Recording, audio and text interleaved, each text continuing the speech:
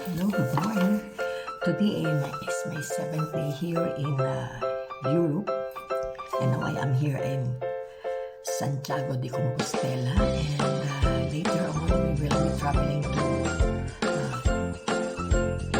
Lugo and Ots, Cabrero, and Leon, and going back to Madrid. Actually, this is part of Spain, so it's so nice to be here, and I am here now at Oka Hotel. That is the name, and then Oka Hotel. So later on, we will depart from this place, and we will go to Lugo and Ocabrero and Leon, and going back to Madrid. So finally, later on we will check out from this hotel around 8 o'clock in the morning, and we will proceed to the particular places. And I really thank God, this is my 7th day. Actually, this is my how do you call that? This is my 5th day in this place, because I consumed already 2 days in Madrid, but actually the total days that I've stayed here is 8 days. Okay, thank you. God bless.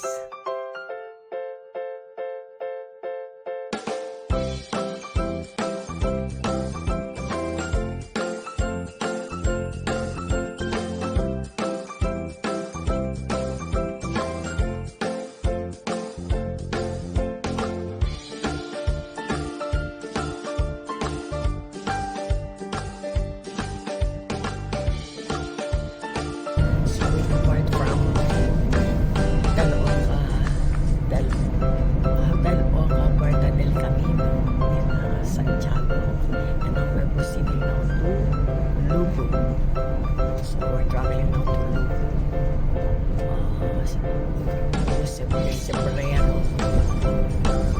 I can't pronounce the word. Okay. Definitely we're traveling to part of Spain.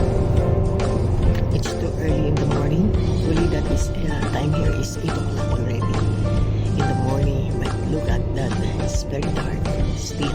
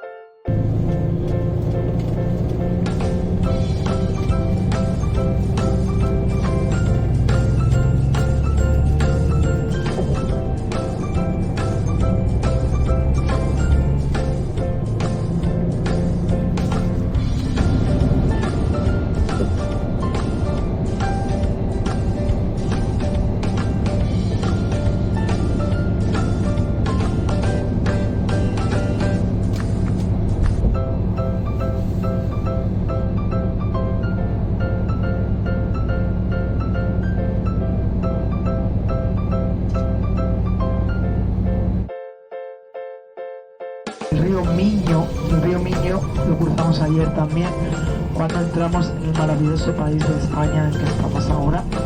Cruzamos el río Miño, pues aquí también tenemos el río Miño. Yes, we're going to cross a bridge with the river Miño. Yesterday when we entered in Spain, remember, when we entered in the wonderful country of Spain, we passed the river, and it was the Miño River, the same one that we are going to cross now. Bueno, Lugo es una ciudad de 100.000 habitantes aproximadamente y tiene el patrimonio de la humanidad de la UNESCO en las murallas romanas. Fue una ciudad que se fue fundada por los romanos en el siglo I a.C. con el nombre de Lucus Augusti. Lucus significa bosque, ¿vale? Y Augusti es el nombre del emperador, Octavio Augusto. Entonces, como vemos, miren, a la derecha todo rodeado de bosques, la ciudad de Lugo. Y esas murallas romanas se construyen en el siglo III después de Cristo, una época de inestabilidad del Imperio Romano, pues se decide construir la muralla para defender la ciudad de posibles ataques. Lo que le ha hecho que la muralla sea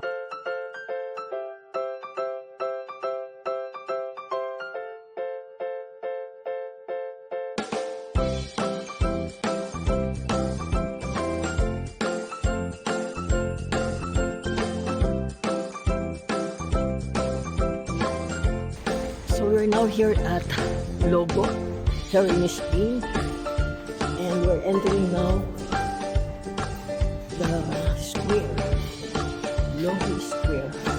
Actually, we have 1 hour here only. This place, Logo.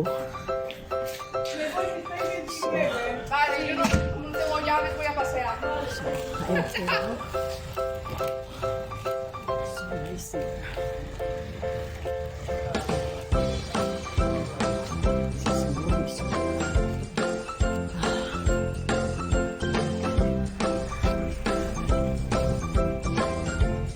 Hi, Grace.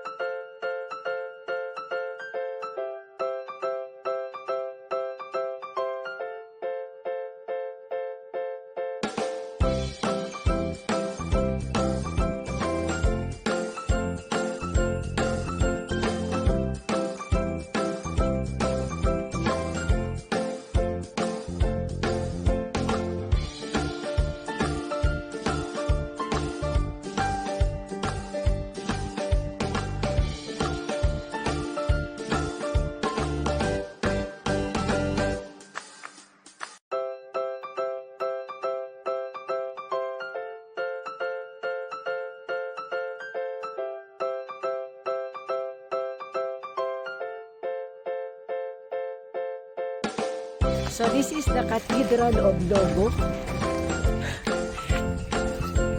Logo here in Spain. Wow, nice. So beautiful. So, wow. So nice.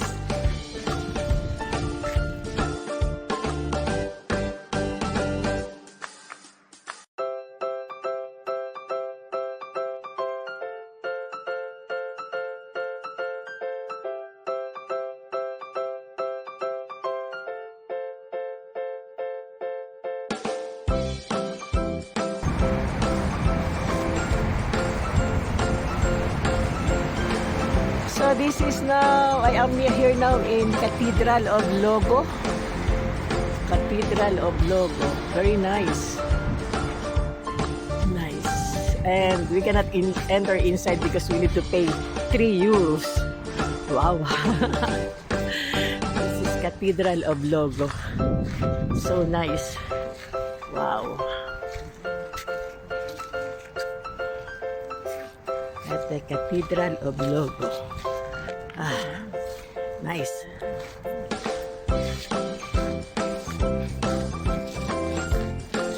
So this is, we're going to walk only. And this is now, wow, Cathedral of Logo. Okay. Okay.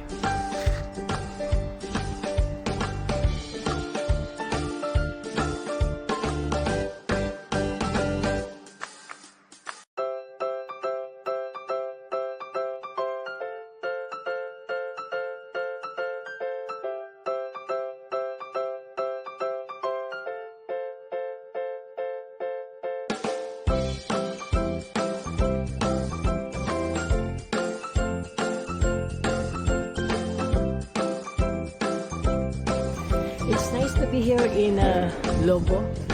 This is the square and Cathedral of Logo. So this is it. Very nice. Very nice here in Logo.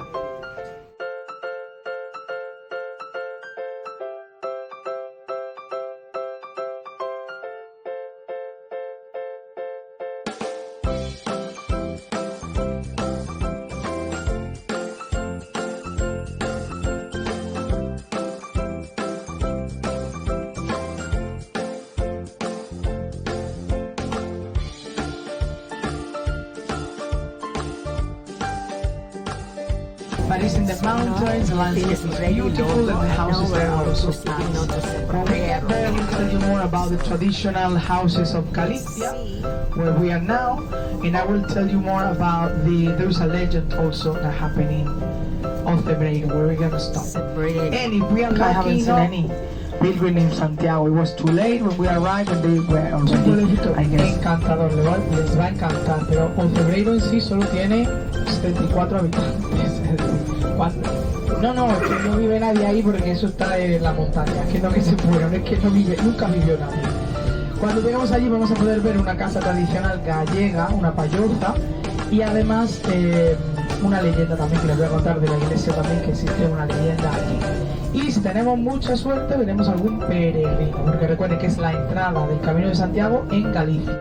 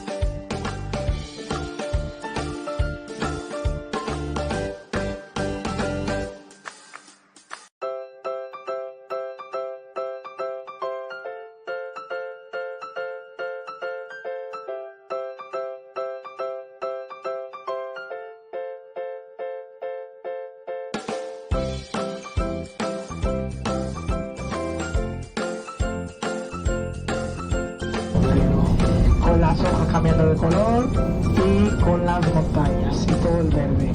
Recuerden que luego de Ocebreiro, cuando ya lleguemos a León, nada, todo esto desaparece, así que vamos a aprovecharlo.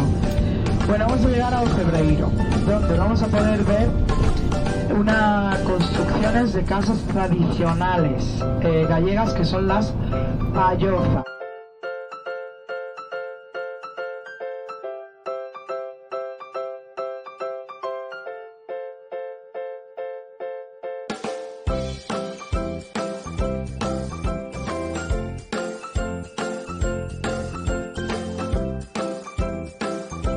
Finally, we arrived here at Cebreiro, here in Spain.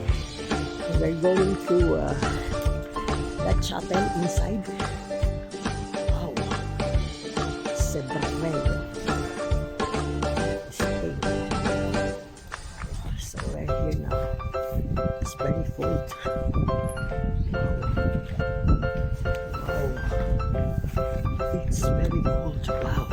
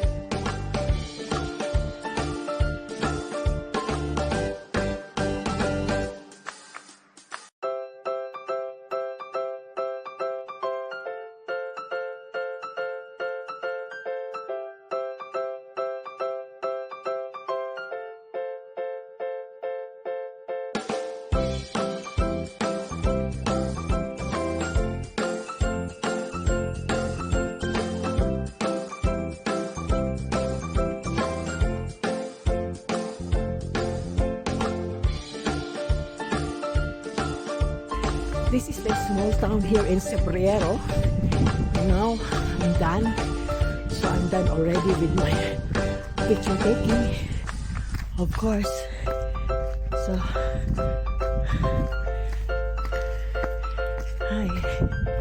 So we're here only for 30 minutes. Oh, it's very cold. Ah. It's very cold here. This is the small town of Cebrero.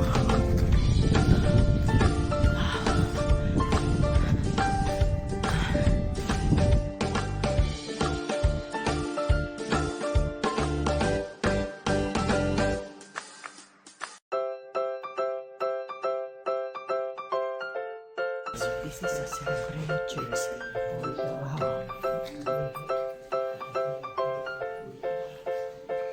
Cebrero church.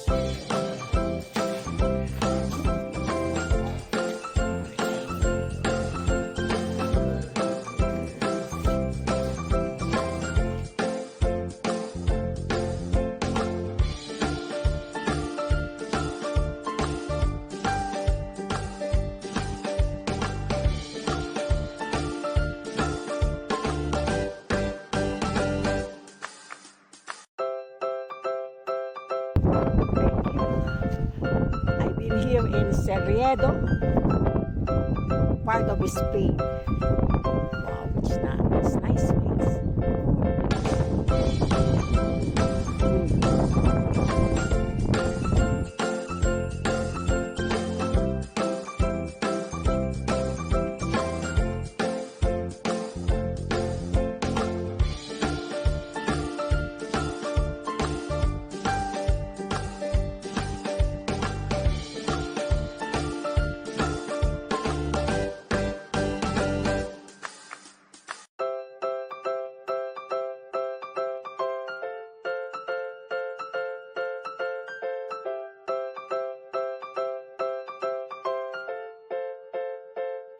So, after Cebrero, we're now proceeding to Leon, Spain. So we are on our way now to Leon. So it's nice to be here in that place, Cebrero. And now we're proceeding, moving to Leon. So we're going to eat our lunch there. Yeah, so this is nice.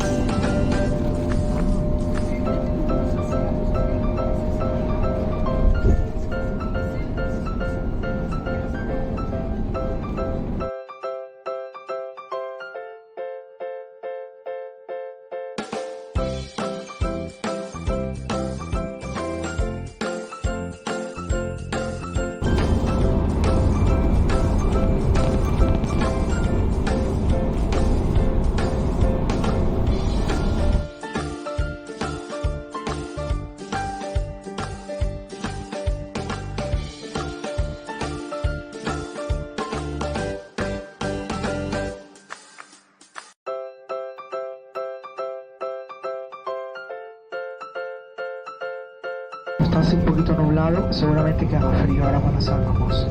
Bueno, esta ciudad, que como novedad fue fundada por los romanos también, en el siglo I a.C., con el nombre de la Legión Décima, que fue la que habitó y la que se asentó aquí. ¿Por qué?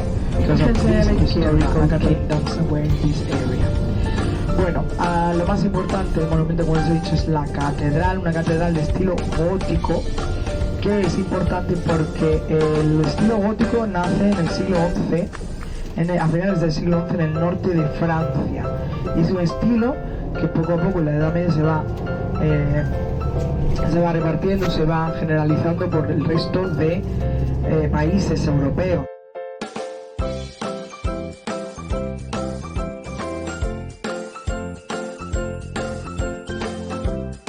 So we're now going to Leon Cathedral. Cathedral Leon. And so we're going to visit we are here now at Leon. Probably Leon is part of Leon is already Spain. Part of Spain. So we're going to Leon Cathedral.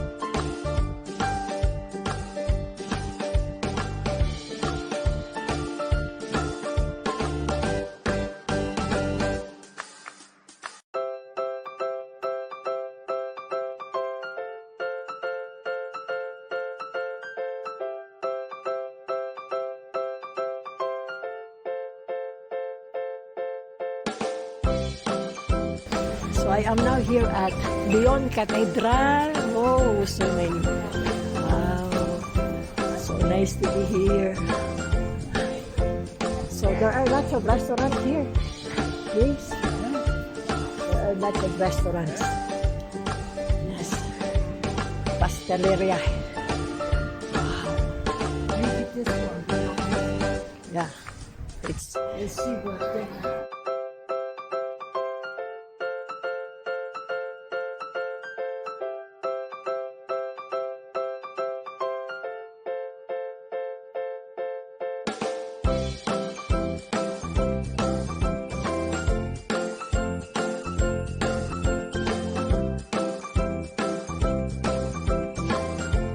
I am now here in Leon Street. Oh, so nice here. Wow, this is we're in. There are lots of restaurants here. Also in Lisbon. So maybe nighttime there are lots of restaurants here. Wow, so nice. Yes. Later I will eat. It's nice.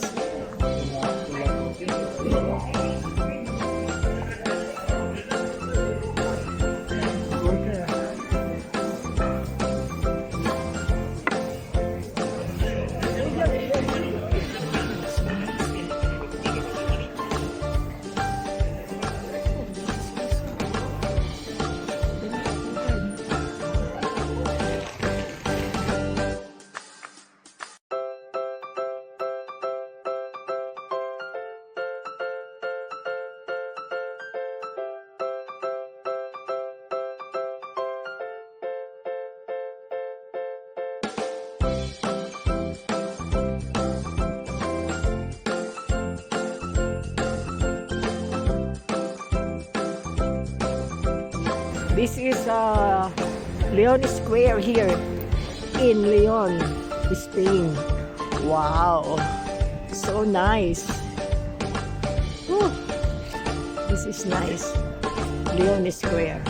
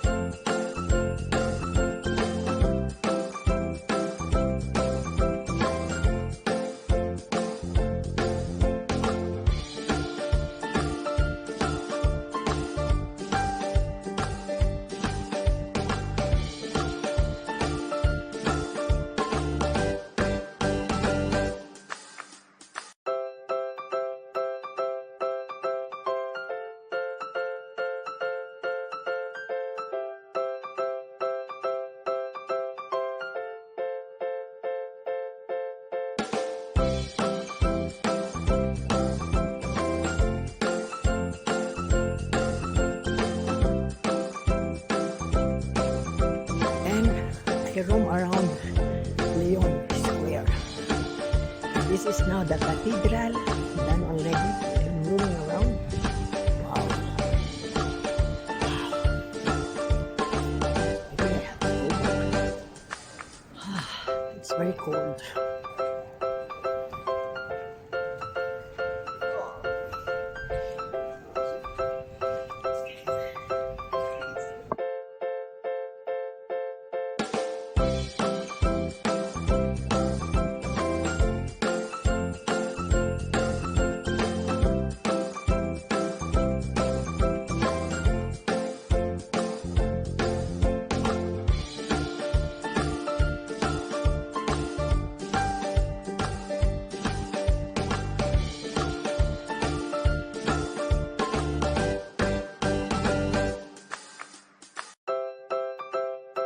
We are leaving now Leon and we're proceeding now to Madrid. So, goodbye Leon. So, we're now proceeding to Madrid. So, it's nice to be one of this one. That I have the opportunity to be here in Madrid, Spain. Leon, Spain. So nice to be here.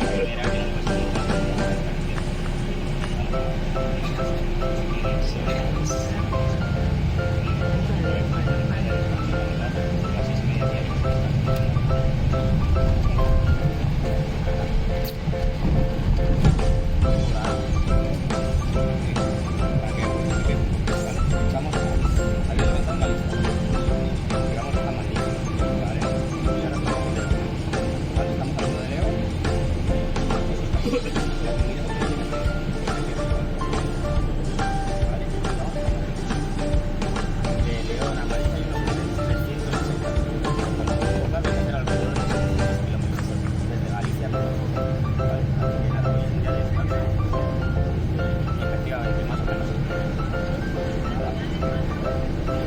Para que se ubique, por si no, ya no sabemos dónde está.